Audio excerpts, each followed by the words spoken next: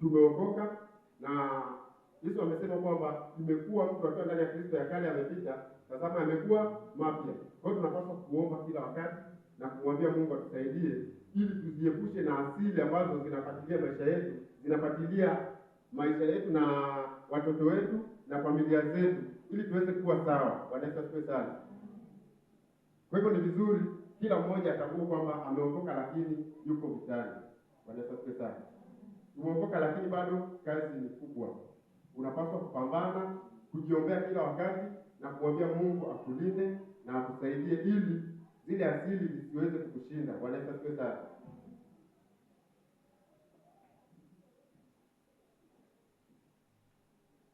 Ndio maana unaona hapa Ezekieli anasema kwamba kuzaliwa kwako, anasema najua kuzaliwa kwako umetoka katika hali fulani, alafu akamwambia nitarudia. Anasema mwanadamu, ujulishe Yerusalemu machukizo yake, useme Bwana Mungu auambia Yerusalemu hivi, asili yako na kuzaliwa kwako kutoka katika nchi ya Mkanaani. Kwa hiyo kumbe kuna watu wanarithi asili kutokana na nchi walikozaliwa. Bwana Yesu asifiwe. Kwamba nchi uliozaliwa, si tunajua mavazi yetu ya asili ya nchi yetu ya Tanzania. Kwa hivyo hatutenganishwi na kabila. Kabila ni kitu kingine, lakini nchi kama nchi kuna asili ya nchi yetu. Bwana Yesu asifiwe. Kwa hiyo ile asili anamwambia kwamba kuzaliwa kwako umezaliwa katika nchi ya Mkanaani. Ndani ya Kanaani kulikuwa na makabila. Bwana Yesu asifiwe sana. Anasema useme Bwana Mungu auambia Yerusalemu hivi, asili yako na kuzaliwa kwako kutoka katika nchi ya Mkanaani.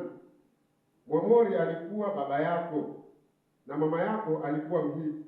Kwa maana hiyo ndani ya Kanaani kulikuwa na makabila pia.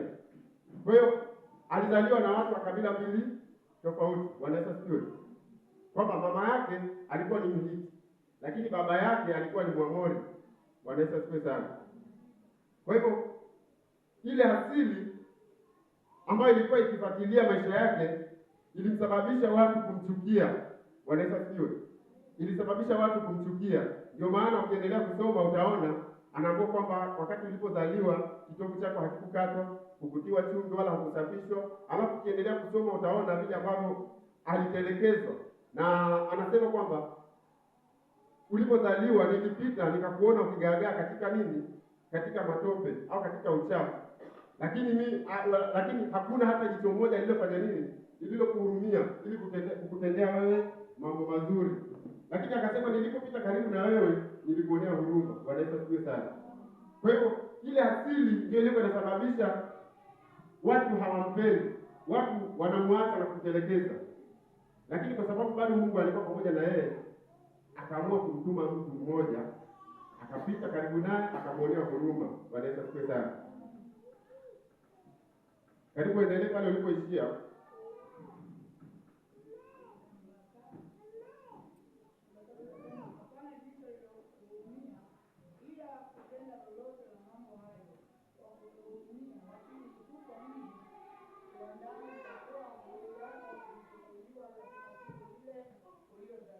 Amen.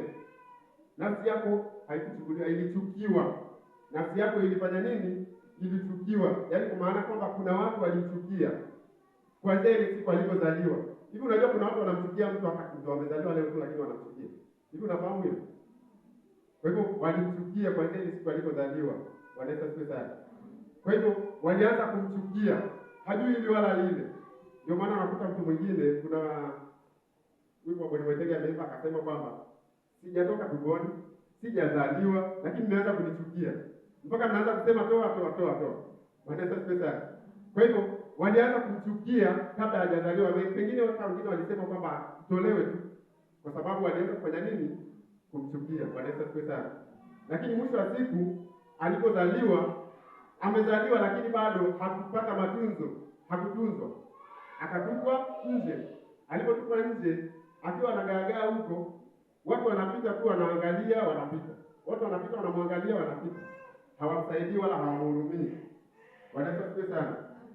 Hebu endelea sasa.